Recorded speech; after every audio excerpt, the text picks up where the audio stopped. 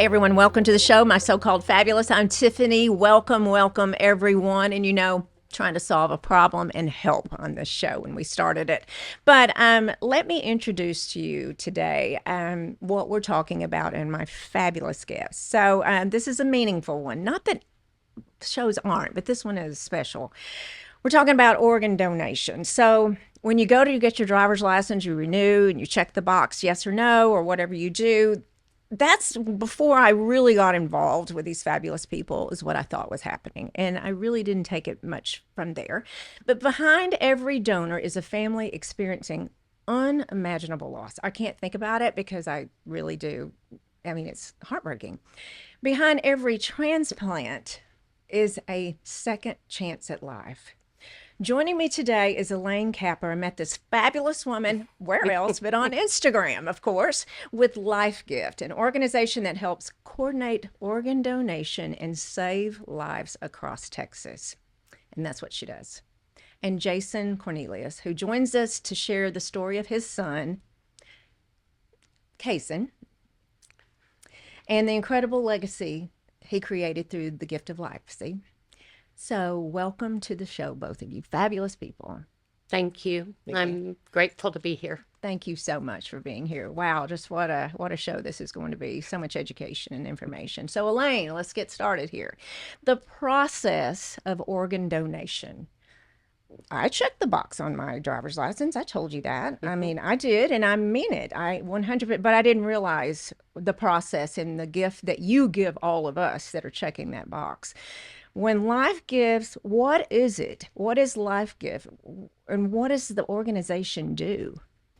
So there's a process of navigation. You, by checking that box, are considered a registered donor. Those who may not think to check it when they're renewing or getting their driver's license, they still have a great opportunity to change lives, but they would be considered a non-registered donor. That is done at the DMV, as you said, like when you go and get your driver's license. But it also can be done online through, it's called Donate Life Texas. So that is something that is navigated on your own personally. But as far as we have a process that we navigate within the hospital systems, um, we are mandated actually by the federal government. And so when a tragedy, trauma, um, tragic life occurrence occurs, the navigation is first through the hospital, and then it is, if necessary, clinically, etc., then it is moved into a process through us on a clinical level. Once those navigation has occurred, then I have the absolute utmost gift and blessing to then navigate donation with families. And when do you become involved with the patient? So that's a great question because medically, patients have to meet a criteria. So if a traumatic injury has occurred and they are taken to the hospital, the biggest thing is they have to be on a ventilator. So a lot of people have said, well, if there's an accident, because as many people have heard the terminology of DOA, why couldn't they donate? A person has to be put on a ventilator through that if they're not able to breathe on their own or they're struggling, because the first thing that occurs is that ventilator is helping continue life for that person. It is not only oxygen, it is allowing their body to navigate what they're normal to breathe, the blood pulsing through, etc. That is the biggest thing, is if a person enters the hospital, such as a car accident, and is not have a heartbeat or a pulse, but they were not on a ventilator, unfortunately, they're not able to be an organ donor at that time. So, Elaine, I'm going to make sure, and everyone forgive me because I am going to ask some questions, and because I do not know what I'm talking about. But Does that mean the organ has died? I mean, the organ is not. Does that make sense? So if there's been a traumatic injury or there's been an accident of such magnitude, and there's been, just like you hear, if there's not oxygen to the brain, same as with the gift of organs. They have to have blood continually pumped. They have to have oxygen. All of those things have to be navigated for them to have the opportunity to save lives through donation. Okay. How many lives? Okay, I'm an organ donor. How many lives can I save? Well, I'm going to say thank you first, You're so welcome. because the impact just by making that decision is beyond anything that you can see, and that I know that Jason will have the opportunity to share with us. A donor has the opportunity with the gifts of organs to save up to 8 lives. And that is not inclusive of tissue donations such as eyes, corneas, heart valves, and beyond. So multiple lives are changed, but through organs, up to 8 lives. 8 lives. That is amazing. I mean, that's amazing. Jason, thank you for being here. I mean, this is, I want you to tell your story, but this just can't be easy. But I think in your words earlier, this is easier than I anticipated. But before we talk about donation, tell us about your son. Oh boy. um, he was my mini me, my twin. Um, but just his smile could light up a room, and always outgoing. Um, and just like any other kid, we'd go to the skate park, and when he was a teenager, and then of course we've got some property, and so he and his friends would ride dirt bikes in the backyard or four wheelers. Um, and he was always more concerned about others than himself. Um, when he asked you how you were doing, it wasn't the "How you doing? How you doing?" He genuinely wanted to know how you were doing, and would sit with you if that's what you needed, or help you dig a hole or work on. I mean, he was my right hand man on all the projects around the house, um, and just a well rounded young man. It's amazing. And he is your mini me because you showed him a picture. Yeah. And he is. I thought it was you. I actually thought it was you. A little age difference, but I thought it was you. What happened that led you to the hospital and meeting this fabulous woman next to you? So he had just got home from work, and was checking his motorcycle, checking his fluids, checking his air pressure, always cautious, always a safe rider. Um, I rode motorcycles when I was younger. He rode them all his adolescent years, dirt bikes, and then had rode street bikes for several years. And had just left the house and was crossing an intersection, and 16, 16-year-old girl didn't see him and hit him. And the first miracle was the bystanders were there on scene, and one of them knew enough first aid to apply a tourniquet to his left leg, which saved his life because he would have bled out in 2 or 3 minutes with the injury that his left leg had uh, experienced. And like I said, we have some property. We're out in the country. One of the things you don't think about until something like this happens is emergency services response time. And an ambulance was there within 7 minutes, and they had units of blood on board, which was another miracle, that they were equipped with that. Um, One of Chasen's benefits was he was a universal donor, O positive, so um, blood type, and they rushed him to the emergency room, and they did emergency surgery right away. So, I mean, so much they even put him in the system as a John Doe. They weren't going to waste any time checking his ID. Um, the ambulance had called ahead of time and said, "We've got a young male with a involved in a motorcycle accident, severe trauma to his left side. He went straight. They didn't even stop in the emergency room. They just wheeled him the whole way through, checking his blood pressure and stuff on their way to the operating room, and started working on him. So when we got there, they couldn't even find him in the system because they didn't have him in there as under his name. So, but we had him on Life 360, and I was like, well, his phone got here 37 minutes ago, so he's here somewhere. And then we finally got to see him in the trauma ICU, and he battled for 3 days, had 3 surgeries. Um, I think all in all was about 24 hours worth of surgeries.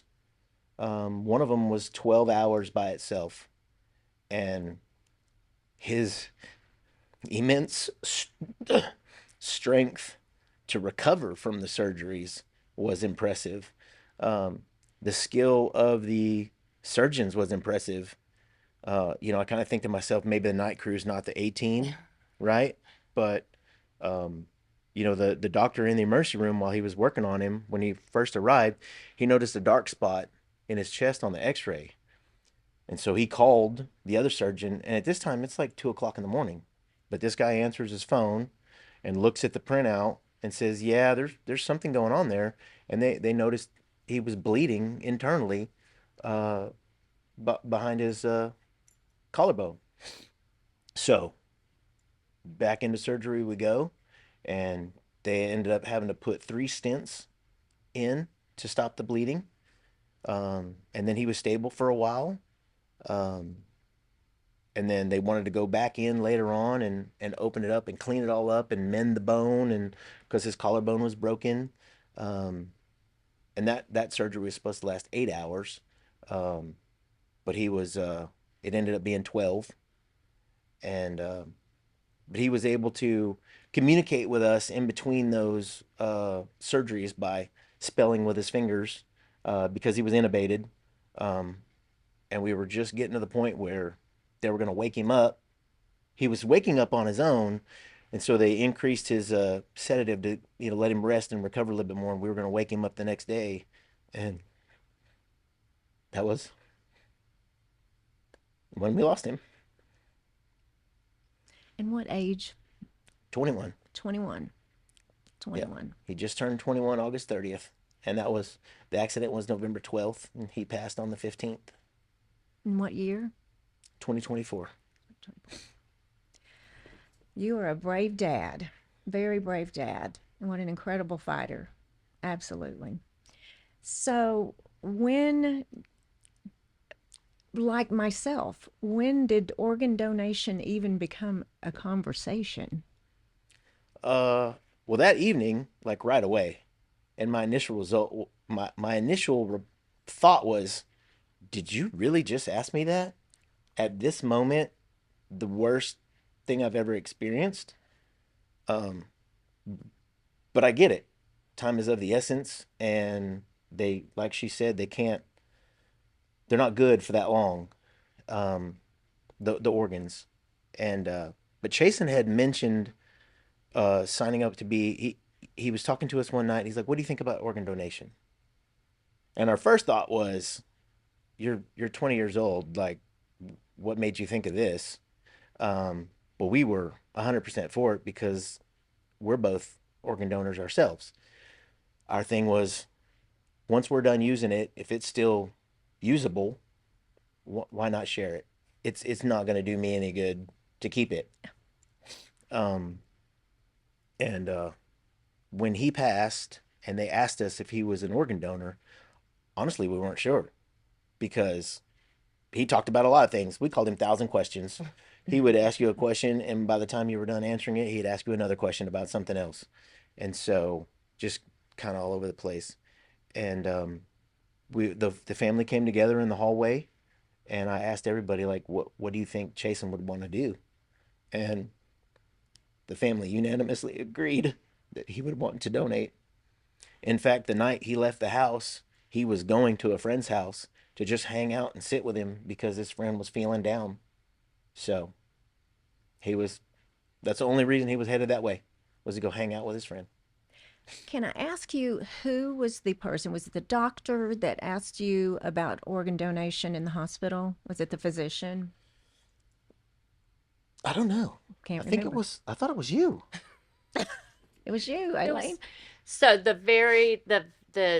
process, as we've talked about, Tiffany, is the physicians unfortunately give the poor prognosis to Jason, and then they usually, as we hope, just navigate and let them know that another team will be in to speak with them. Because at that point, they've been given poor prognosis of their loved ones. Discussion has probably been navigated about end of life decisions, so taking them off of the ventilator. And at that point, we have the opportunity to educate and advocate for donation. And so we are generally introduced very transparently and go in. And actually, I had the wonderful opportunity to meet Jason and navigate donation on behalf of his son.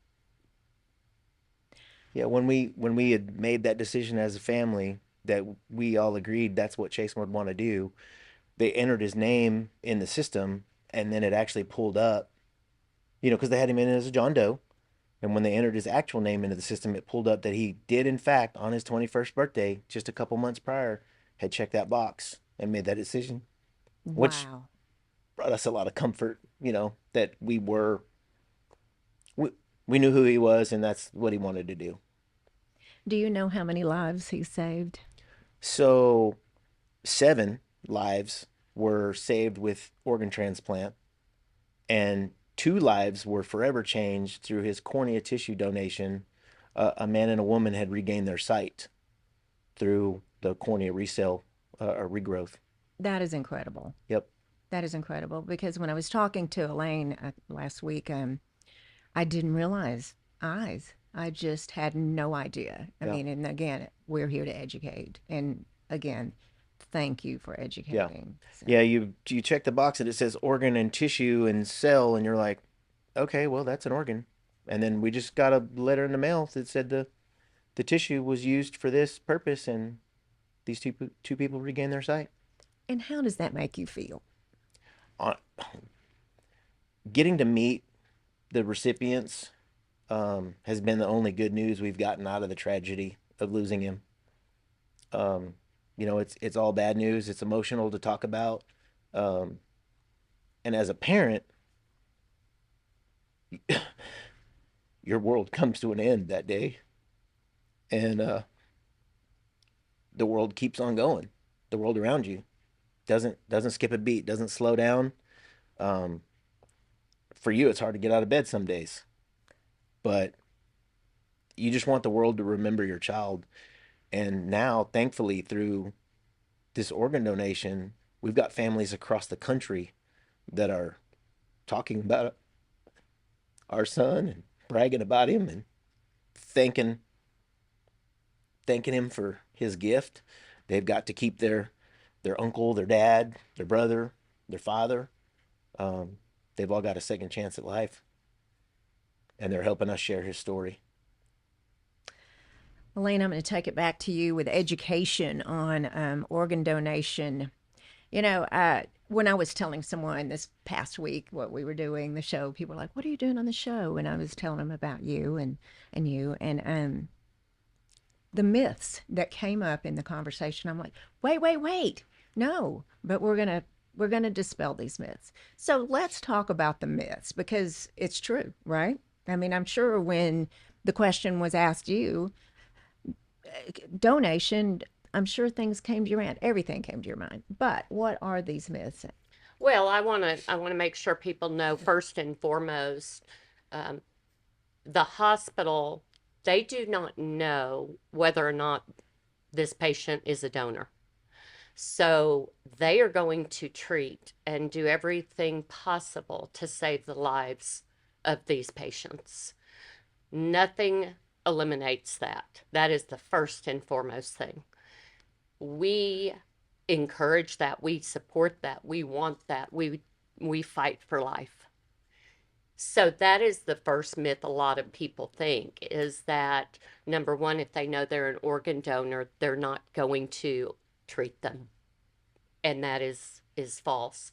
And actually, once we have the opportunity to become involved, if there is improvement from that patient neurologically, we are seeing that possibly things are progressing in a positive manner for that, we stop. We reassess with the healthcare team to make sure if there is an improvement, we are not going to go forward. We are with the family as a team. So that's the first myth. A lot of people think no treatment is done when they realize they're a donor.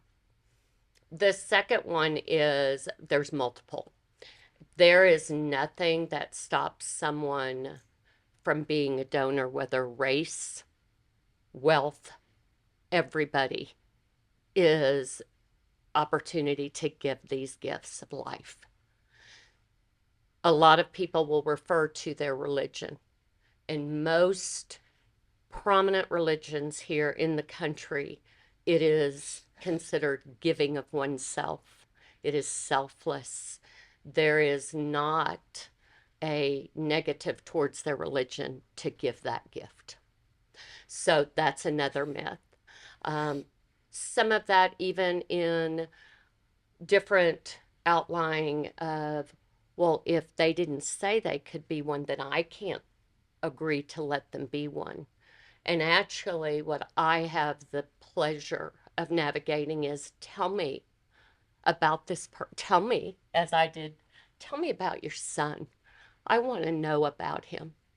And usually, as people share about their loved ones and you navigate the giving or the kind, I have bring light into their darkest of days and say, you have the opportunity to share their legacy, to continue, and to even continue that generosity of the person that they are. Mm-hmm. So just because a person has not registered on their license, they could have gone in there and only had 5 minutes to renew their license and had to get out of there, so they didn't get to check the box.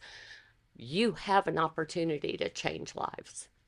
I'm going to stop you there. Remind us again how you donate. I mean, how you are an organ. How can someone listening now, other than the driver's license, there's a website. Yes, and that is donatelifetexas.org. But one of the biggest things that, as I shared with you, Tiffany, I tell anyone who will listen, it's not a conversation we want to have about, well, if something happens to me or when I die or this, but would you? I encourage everyone, have the hard conversation with your family. Just even once and say, if something ever happened to me, I would like the opportunity. Jason made the reference, I can't take it with me. Mm-hmm. Save a life. Please, if they bring up donations, say yes. Because a lot of families that I encounter say, I don't know what they wanted. Let your loved ones know what you would want, because at that time, you're unable to share your voice, share it before things happen like that. Yeah, you and I talked about this too. And again, I didn't know. If I wanted to donate to my family member, that can happen, correct? So it's called a direct donation. And we navigate that with our families. And what we ask of them, do you have a loved one, someone in your community, whether it be church, work, whomever, that is working or waiting on a life-saving gift? And actually, Jason, their family, their son was able to do a direct donation. Now, let me clarify, because that does not mean for sure that person is given that gift. But what we do is they are looked at first. They have to be working with the transplant center. They have to be in the system as awaiting a life-saving gift. But Jason, they were able to, one of the donations was a direct donation. And who was that? I mean, we didn't know him, but the entire waiting room was, there was probably 35 people in the trauma ICU waiting room that were friends and family and coworkers of ours. And when we got to that point where that's what was going on, we went out into the hallway and said, if y'all know anybody, call them. This is the time. Um, one of our coworkers sorority sisters, her son needed a heart, but that ended up not being a match, or he had already received a gift. I don't remember how that went, but her father-in-law needed a kidney, and we put his name in the hat along with a couple others, and for whatever reason, two of them weren't a match, but he was, and made all the difference in the world. And when you say they're not a match, what does that entail? So when we begin the donation process, we have what is called diagnostic testing. And that is through a matter of working alongside of the National Transplant Center. We are through labs, through imaging, we are able to assess first and foremost what gifts of organs are healthy enough to be transplanted. And of those, what are we looking at? And then we begin working with the transplant centers. We go to the National Transplant Center, which there's 100,000 within the United States awaiting a life-saving gift, 10,000 in Texas alone, adults and children. So then they begin, is the recipient healthy enough for a transplant surgery? What about the blood types? How are the numbers on the way and how well the kidneys are working? There's a whole clinical picture that they are looking at to make those matches of the recipient to the donor. Amazing.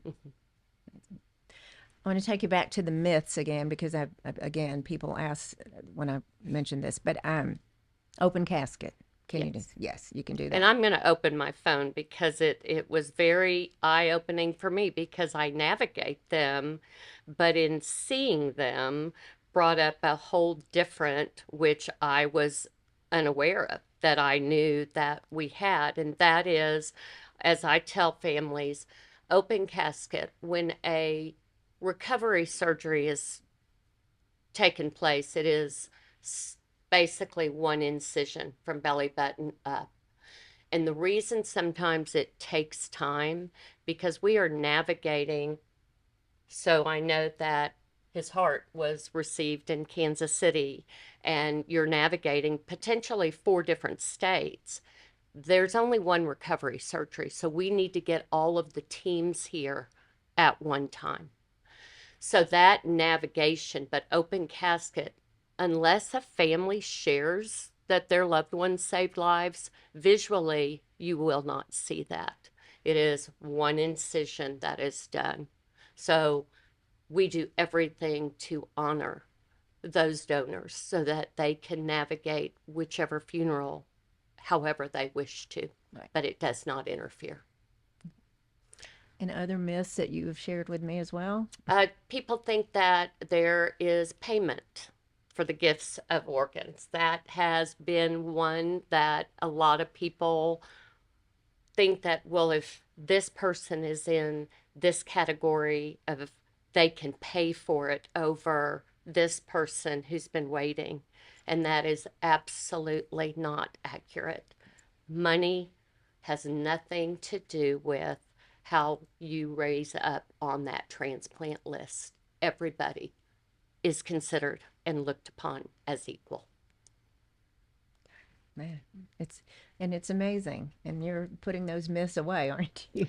We definitely try, I know. and we desire, my role and my opportunity is to advocate not only for Jason's son because of what he desired, but for those whose lives will forever be changed. ever be changed. Absolutely. So, if listeners were to take one thing away from today's podcast and conversation that we had today, what would it be? And I'm going to start with you, Jason. Do it. Sign up to be an organ donor. Um, Getting to hear the stories of these recipients and their families, like how grateful and thankful they are that their dad, uncle, brother, whatever got a second chance. They got to keep their father around longer. Um, they got to keep their husband around longer. Um, some of the families had already gone through grief counseling to prepare his wife and his family for him not being here. That had to be.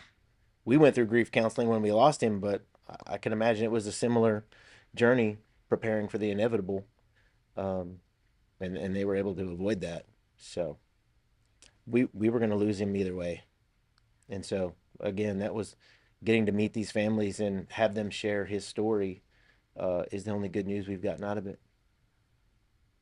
Elaine? I would say, first and foremost, talk to your families. Tell them, have that hard conversation. Tell them what you desire when, if something were to happen to you. And no, it's not just checking a box. You are changing life forever. From that moment forward, you will have made a difference. And families pray for the miracle for their loved ones if they are not going to get better. But what I want them to know is they become the miracle for many others. Of the 5 recipients we've met, 4 of them would not be here today if it wasn't for Chasen. Well, I can't tell you how much I appreciate both of you. Jason, you're probably one of the strongest persons I've ever met in my entire life. And I don't know if I could go meet this woman today and just come on and tell her about your fabulous son and your family, what they've gone through. So I can't thank you enough, because the followers, the listeners, the viewers are just the gift that you keep giving with your son's story is quite amazing. And you are amazing. Thank you, you and your lovely wife that's here as well. He deserves it. He does. He does. And I'm so sorry for your loss. I can't. I can't imagine. But and you, my friend, thank you for what LifeGift does and reaching out to me, because what a difference you and your organization makes a difference in Texas and so many other organizations that you told me about as well. But we're going to put you in the show notes and how to get in touch with you. And everyone, organ donation is a very special and private moment in your life and decision, but I'm doing it. I've been doing it. Again, I can't take it with me, and to save lives is truly, truly a miracle. And if you have any questions, please let us know. And Elaine is happy. We'll have her in the show notes as well. And again, thank you both so much for being here. Thank you. And God bless you. Thank you. Thank you so much. Guys, I say it every single Tuesday. Please keep being fabulous.